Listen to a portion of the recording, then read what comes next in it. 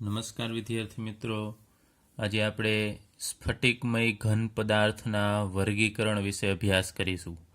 તો આગળ ઉપર આપણે સ્ફટિકમય પદાર્થ કેને કહેવાય ને અસ્ફટિકમય પદાર્થ કેને કહેવાય એના વિશે વિગતવાર અભ્યાસ કરેલો. એમાં વાત કરેલી કે સ્ફટિકમય ઘન પદાર્થમાં જે ઘટક કણો છે એની ગોઠવણી છે એ ક્રમશઃ વ્યવસ્થિત અને લાંબા વિસ્તારનો એમાં ક્રમ હશે. એટલે કે એક જગ્યાએ જેવી સ્ફટિકમાં ગોઠવણી હશે એવી આપણે બીજી જગ્યાએ આગાહી કરી શકાય. એટલે કે સમગ્ર સ્ફટિકમાં જે ગોઠવણી હશે એ નિયમિત હશે, જ્યારે અસ્ફટિકમય પદાર્થમાં ટૂંકા વિસ્તારની ગોઠવણી હોય છે. એટલે એમાં સમગ્ર સ્ફટિકમાં જે ગોઠવણી છે એ વ્યવસ્થિત હોતી નથી, એકસરખી હોતી નથી. તો આપણે અસ્ફટિકમય પદાર્થના ઉદાહરણ લીધેલા આગળ ઉપર, રબર, કાચ, એ બધા સ્ફટિકમય પદાર્થના ઉદાહરણ છે. તો અહીંયા આપણે સ્ફટિકમય ઘન પદાર્થ વિશે હવે વિગતવાર અભ્યાસ કરીએ. તો સ્ફટિકમય ઘન પદાર્થોના આપણે ઉદાહરણ લઈએ તો એમાં આયર્ન એટલે કે લોખંડ, કોપર, સિલ્વર આ બધી ધાતુ છે કે જે સ્ફટિકમય ઘન પદાર્થના ઉદાહરણ છે. ત્યારબાદ સલ્ફર, ફોસ્ફરસ, આયોડિન એ બધી અધાતુ છે અને એ બધા પણ સ્ફટિકમય ઘન પદાર્થો છે. ત્યારબાદ NaCl, sodium chloride, ZnS, zinc sulphide અને નેપ્થેલિન જેવા પદાર્થો છે એ પણ સ્ફટિકમય ઘન પદાર્થના ઉદાહરણ છે. તો અહીં આપણે સ્ફટિકમય ઘન પદાર્થનું વર્ગીકરણ કરીએ એના આંતરઆણ્વીય બળોના સ્વભાવ પર આધારિત. એટલે કે એના જે ઘટક કણો છે એની વચ્ચે આકર્ષણ કયા પ્રકારનું છે એના આધારે આપણે એનું 4 પ્રકારમાં વર્ગીકરણ કરીએ. આણ્વીય ઘન પદાર્થો, આયનીય ઘન પદાર્થો, ધાત્વીય ઘન પદાર્થો અને સહસંયોજક અથવા તો એને કહેવામાં આવે છે જાળીદાર ઘન પદાર્થ. તો આણ્વીય ઘન પદાર્થમાં જે બળ હશે, આંતરાણ્વીય બળ, અણુ વચ્ચેનું બળ, એ કયા પ્રકારનું હશે? તો વાન ડર વાલ્સ પ્રકારનું હશે. ત્યારબાદ આયનીય ઘન પદાર્થો છે જેમ કે સોડિયમ ક્લોરાઇડ જેવા સંયોજન, એની અંદર જે બળ હશે એને આપણે આયોનિક બંધ કહેશું. કેમ કે ધન અને ઋણ વચ્ચે રચાતો બંધ એને આપણે આયોનિક બંધ. તો આયોનિક બંધ પ્રકારનું આંતરાણ્વીય બળ છે આયનીય પદાર્થમાં હાજર હોય છે. ત્યારબાદ ધાત્વીય ઘન પદાર્થો, સામાન્ય રીતે ધાતુમાં આ પ્રકારનું બંધન જોવા મળે છે. એમાં ધાત્વીય બંધ, ધાતુમાં જે બંધ બને ને આપણે ધાત્વીય બંધ કહેશું. અને ધાત્વીય બંધ જેમાં આવેલો હોય એ પ્રકારના સ્ફટિકમય ઘન પદાર્થને આપણે ધાત્વીય ઘન પદાર્થ કહેશું. અને સહસંયોજક અથવા જાળીદાર ઘન પદાર્થની અંદર આંતરાણ્વીય બળ તરીકે સહસંયોજક બંધ હશે. તો હવે આપણે અહીંયા 4 પ્રકાર જે સ્ફટિકમય ઘન પદાર્થના આપણે અહીંયા જોયા એનો આપણે વિગતવાર અભ્યાસ કરીએ. આણ્વીય ઘન પદાર્થો. તો આણ્વીય ઘન પદાર્થો છે એની અંદર ઘટક કણ તરીકે શું આવેલું હશે? એટલે કે આણ્વીય ઘન પદાર્થો છે શેના બનેલા હોય છે? તો એમાં ઘટક કણ તરીકે અણુઓ હાજર હોય છે. એટલે કે અણુઓ ભેગા મળી અને આણ્વીય ઘન પ્રકારનો પદાર્થ છે બનાવશે. તો ફરીથી આપણે અહીંયા આણ્વીય ઘન પદાર્થ છે એના અહીંયા 3 પ્રકાર પાડીશું. તો આણ્વીય ઘન પદાર્થના 3 પ્રકારમાં પ્રથમ પ્રકાર અધ્રુવીય આણ્વીય ઘન, પછી બીજો પ્રકાર ધ્રુવીય આણ્વીય ઘન અને ત્રીજો પ્રકાર હાઇડ્રોજન બંધિત આણ્વીય ઘન. તો અહીં આપણે આ 3 પ્રકારનો વિગતવાર અભ્યાસ કરીએ. તો સૌપ્રથમ અધ્રુવીય આણ્વીય ઘન. તો અધ્રુવીય આણ્વીય ઘન છે શેના બનેલા હોય છે? તો આગળ ઉપર આપણે વાત કરેલી કે આ 3 પ્રકાર છે આણ્વીય ઘન પદાર્થના પ્રકાર છે. તો એમાં ઘટક કણ તરીકે અણુઓ આવેલા હશે, એટલે કે જે તે પદાર્થ અણુઓનો બનેલો હશે. પરંતુ આ અધ્રુવીય આણ્વીય ઘન છે એ પરમાણુ અથવા તો અધ્રુવીય અણુનો બનેલો હશે. એટલે કે એમાં ઘટક કણ તરીકે પરમાણુ પણ હશે, કારણ કે એકલો પરમાણુ હોય એ અધ્રુવીય હોય. જેમ કે આપણે લઈએ આર્ગોન. તો આર્ગોન નિષ્ક્રિય વાયુ છે, હિલિયમ છે નિષ્ક્રિય વાયુ છે. તો આર્ગોન જનરલી વાયુ અવસ્થામાં હોય છે, પરંતુ એનું આપણે જો ઘન સ્વરૂપ લઈએ તો એ આ પ્રકારમાં આવશે. એટલે ઘણાને પ્રશ્ન થશે કે આર્ગોન તો વાયુ છે ને આપણે અભ્યાસ કરીએ છીએ ઘનનો, પરંતુ વાયુને પણ આપણે અમુક પરિસ્થિતિમાં ઘનમાં કન્વર્ટ કરી શકીએ છીએ. તો ઘન આર્ગોનની આપણે વાત કરીએ છીએ. ઘન આર્ગોનનો ટુકડો હોય કે ઘન હિલિયમનો ટુકડો હશે આ રીતે, એ શેનો બનેલો હશે? તો એની અંદર દરેક હિલિયમના જ પરમાણુ હશે, અને આર્ગોનનો ટુકડો હોય તો બધા આર્ગોનના જ પરમાણુ હશે. તો હિલિયમનો એકલો પરમાણુ અથવા આર્ગોનનો પરમાણુ એ અધ્રુવીય જ હશે, એટલે એ અધ્રુવીય આણ્વીય ઘનમાં આવશે.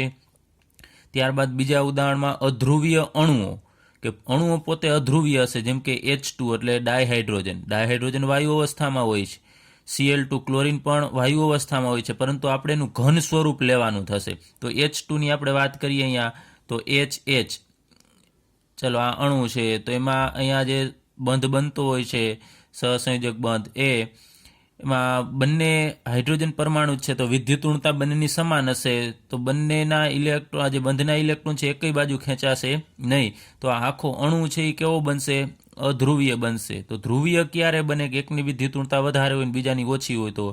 પરંતુ અહીંયા H2 અણુ, પછી Cl2 અણુ, તો Cl2માં પણ સેમ Cl હોય છે, તો એ Cl2 એકલો અણુ થશે, અધ્રુવીય થશે.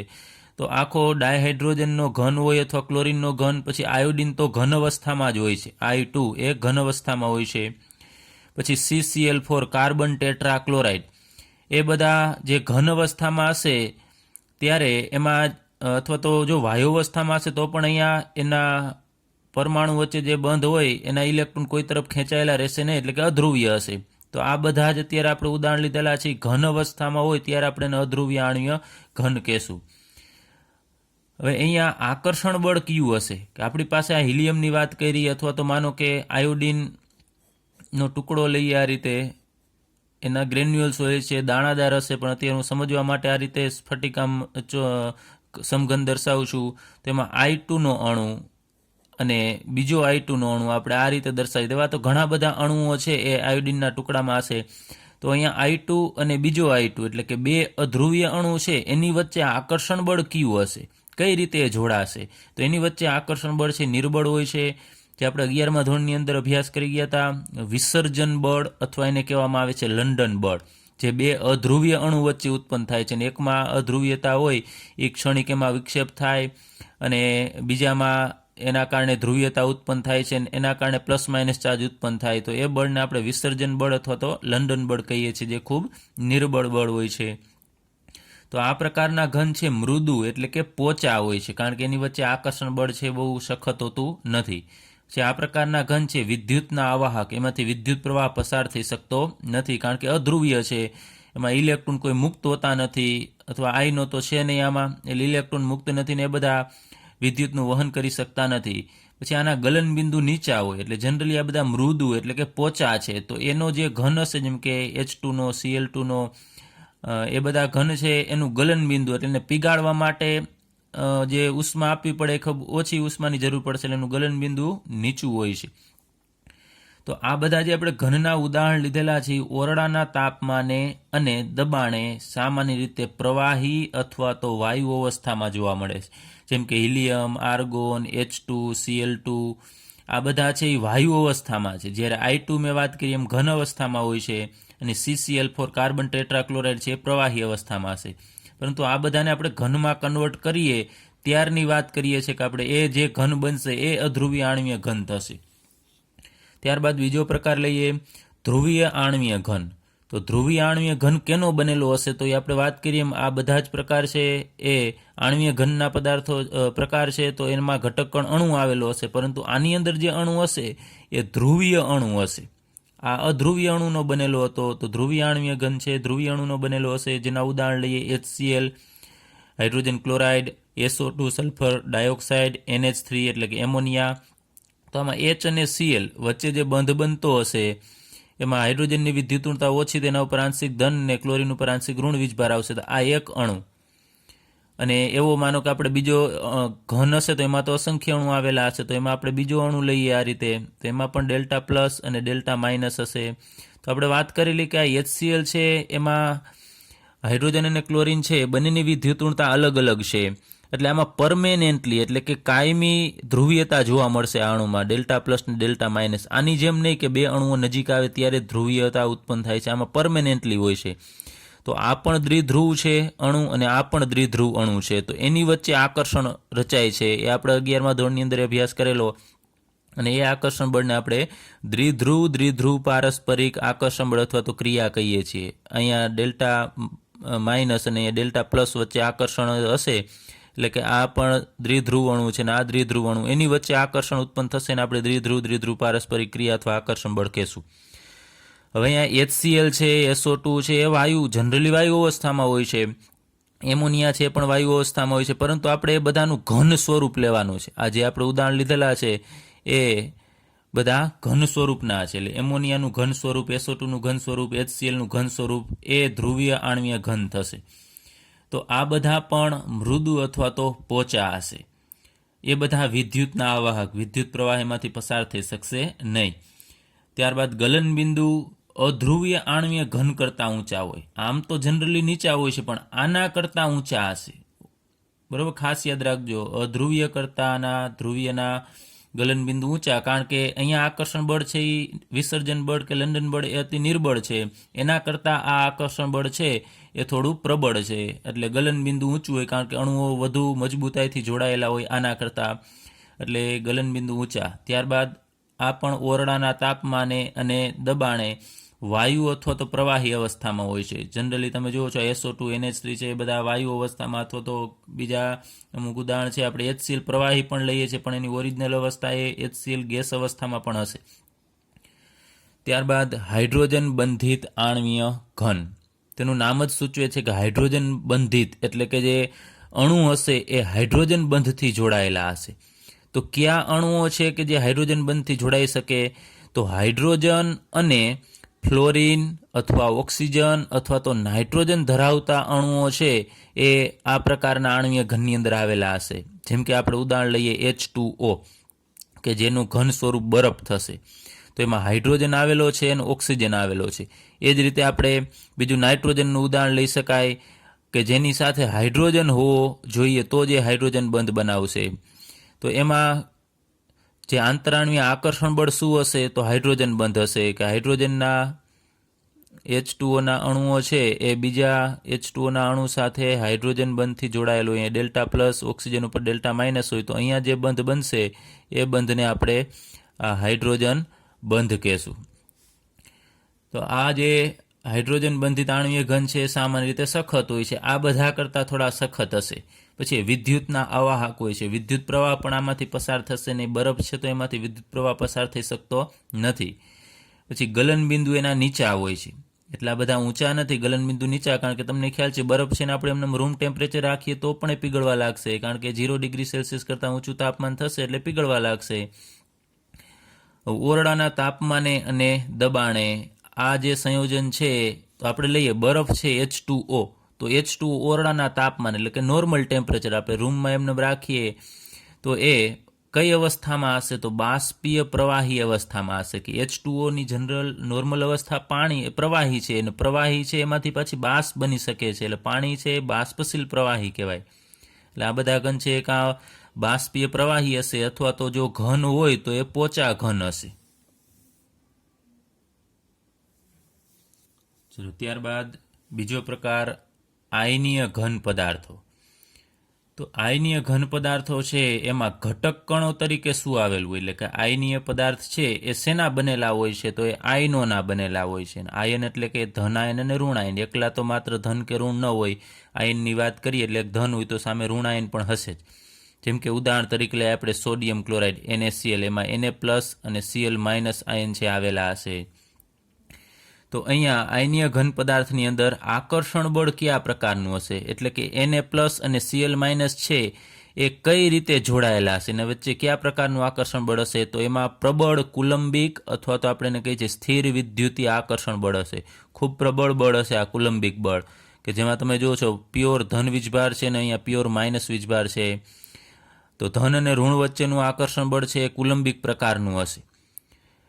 અને ધન અને ઋણ આયન છે એ ત્રિપરિમાણીય દિશામાં ગોઠવાયેલા હોય છે, એટલે એની યોગ્ય ક્રમશઃ ગોઠવણી હશે.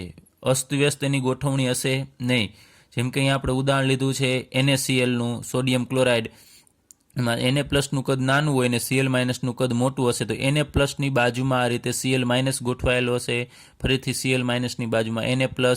એટલે તમે જુઓ છો આમાં દરેક જગ્યાએ કોઈ પણ 2 સોડિયમ કે 2 ક્લોરિન બાજુમાં આવશે નહીં. Naની સાથે Cl, Clની સાથે Na, Naની સાથે Cl-, Cl- સાથે Na+.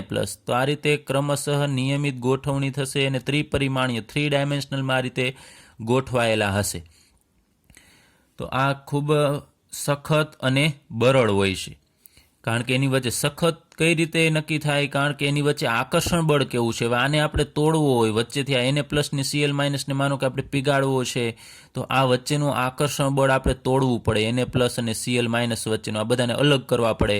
તો અહીંયા Na+ ને Cl- વચ્ચે પ્રબળ કુલંબિક બળ છે, તો એ તોડવા માટે આપણે વધારે ઉષ્માની જરૂર પડશે, વધારે એને ગરમ કરવું પડશે. એટલા માટે એ સખત અને બરડ થશે. એટલે આપણે અહીંયા વાત કરીએ એમ એના ગલન બિંદુ અને ઉત્કલન બિંદુ છે પણ ઊંચા હશે.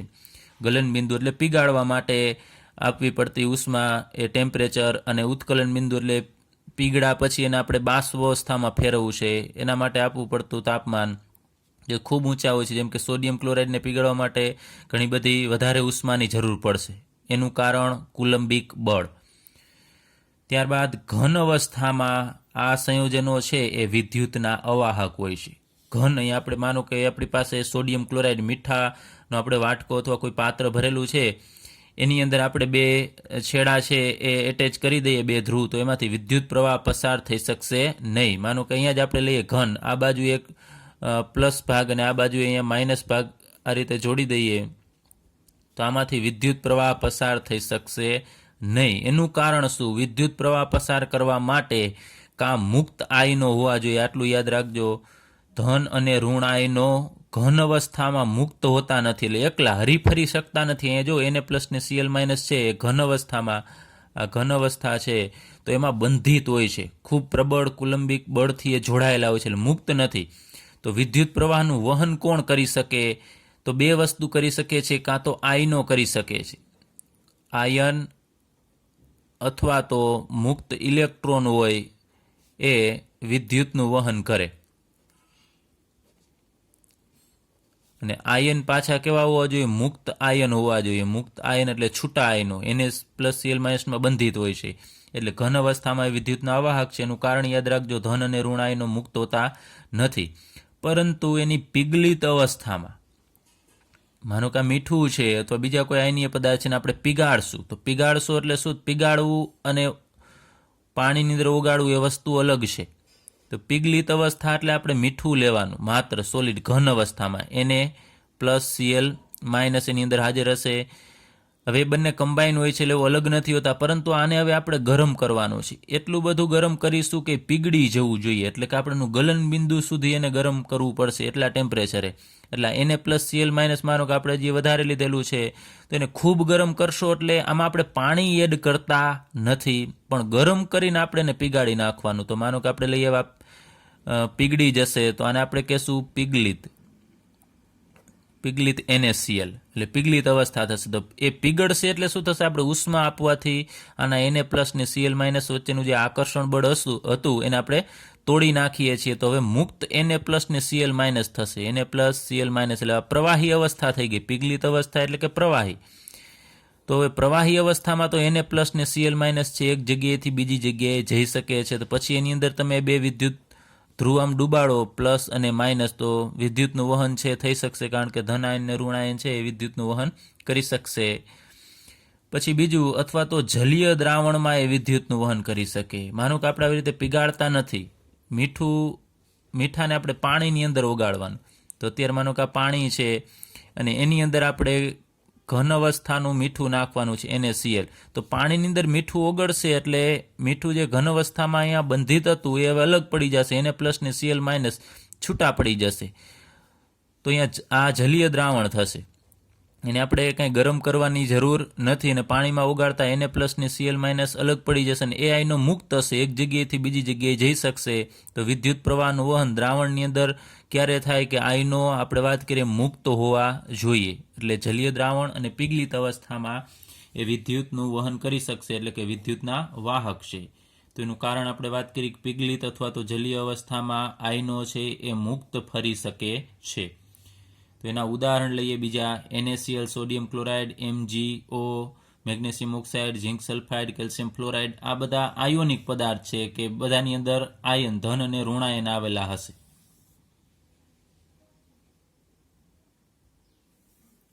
ત્યારબાદ ત્રીજો પ્રકાર, ધાત્વીય ઘન પદાર્થો.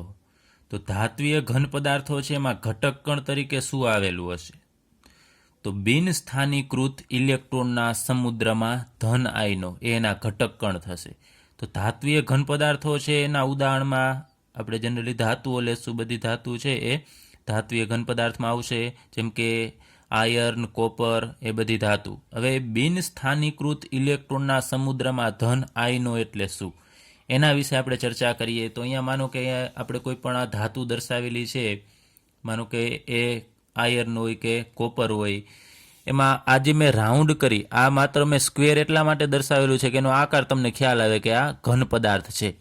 તો એની અંદર આ મેં રાઉન્ડ કરેલા છે એ પરમાણુ છે. અત્યારે કોઈ પણ Fe કે Cu જેનો ટુકડો હોય એના પરમાણુ હશે.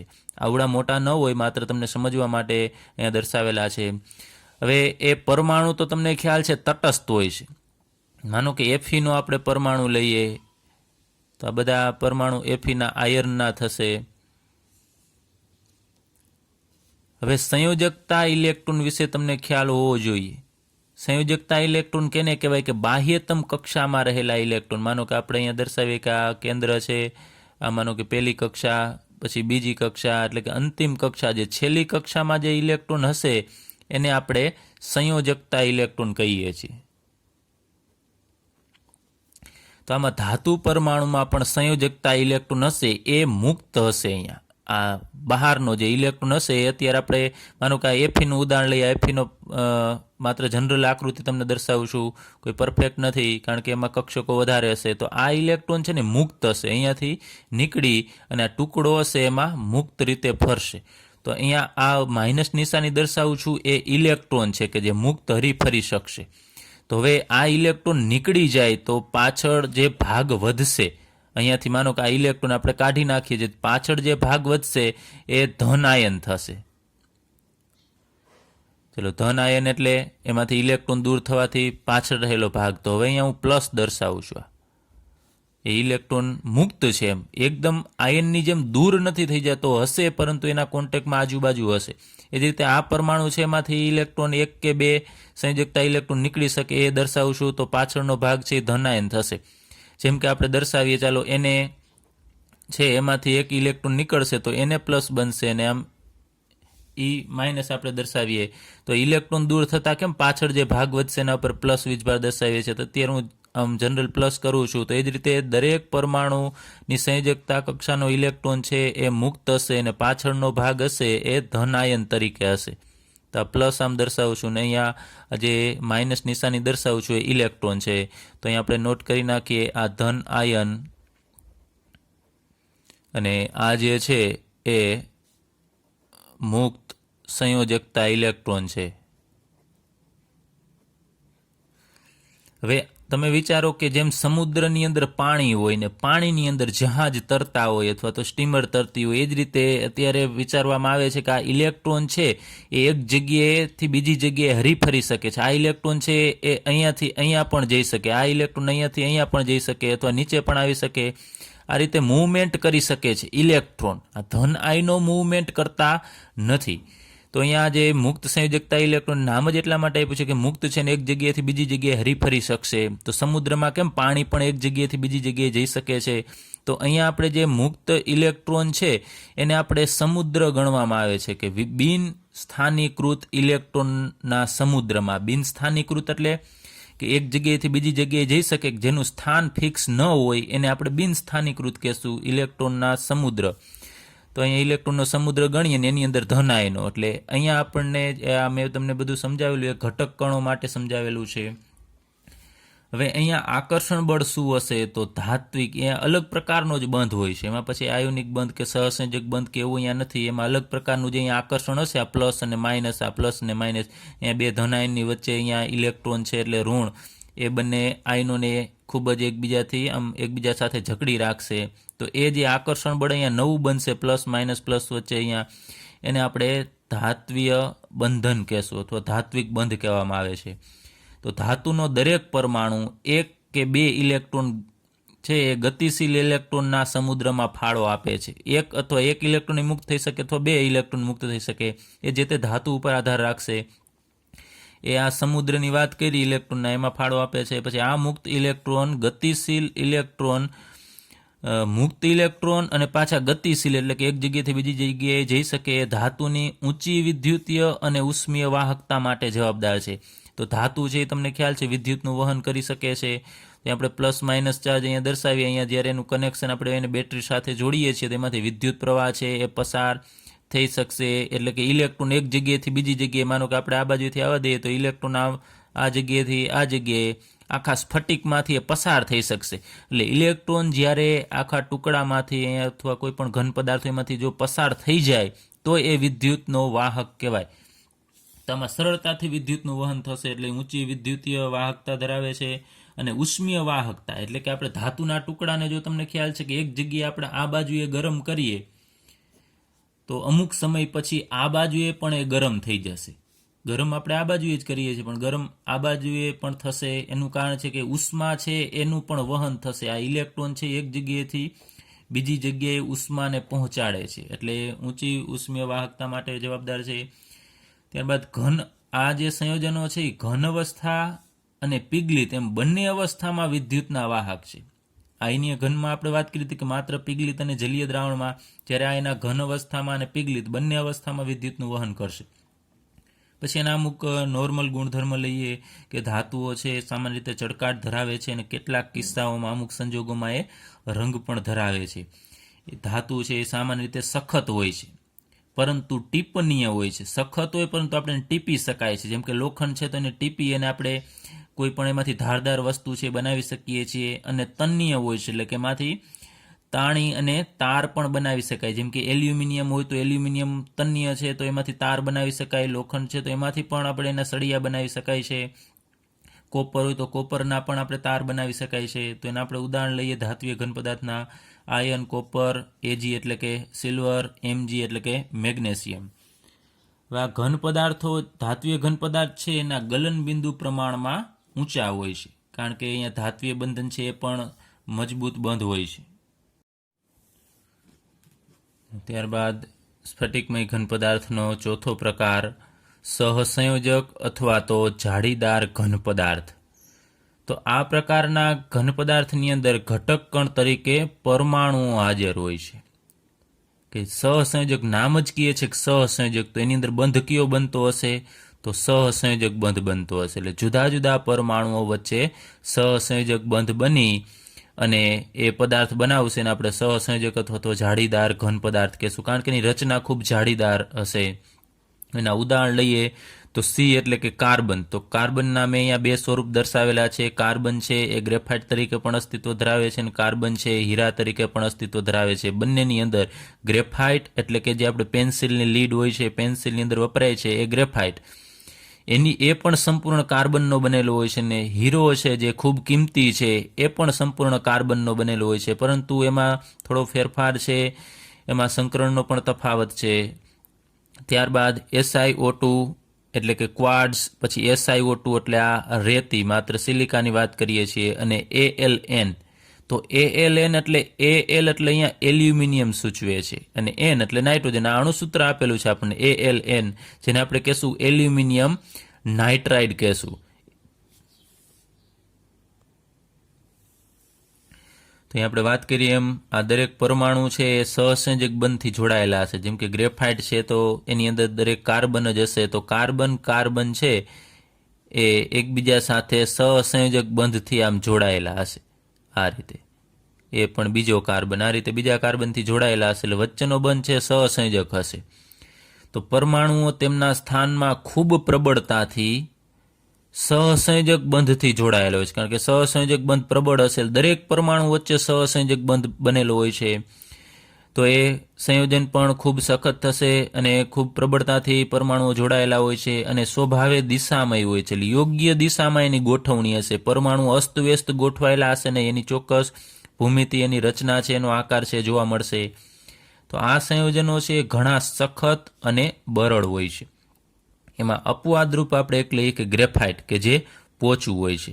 બાકી આ હીરો છે અને સિલિકાન, આ બધા જે સંયોજનો છે એ સખત અને બરડ છે, પરંતુ અપવાદ યાદ રાખજો ગ્રેફાઇટ કે જે પોચું છે. ત્યારબાદ આ બધા સંયોજનો છે એના ગલન બિંદુ ખૂબ ઊંચા હોય અને ગલન પામે એટલે કે પીગળે એના પહેલાં એ વિઘટન પણ પામી શકે, એનું સંયોજન છે બદલાઈ પણ શકે, એનું જે બંધારણ હશે એ ચેન્જ થઈ જશે, એટલે વિઘટન પામ્યું એમ કહેવાય. ત્યારબાદ એ વિદ્યુતના અવાહક છે, વિદ્યુત એમાંથી પસાર થઈ શકતી નથી. તો એનો પણ એક અપવાદ છે ગ્રેફાઇટ. તો તમને ખ્યાલ છે પેન્સિલની જે લીડ છે એ વિદ્યુતની વાહક હોય છે. એટલે અપવાદ યાદ રાખજો, બંનેમાં આપણે ગ્રેફાઇટ છે અપવાદ લીધેલો છે. ગ્રેફાઇટ સખતની જગ્યાએ પોચો છે અને ગ્રેફાઇટ વિદ્યુત અવાહકની જગ્યાએ વિદ્યુતનો વાહક છે.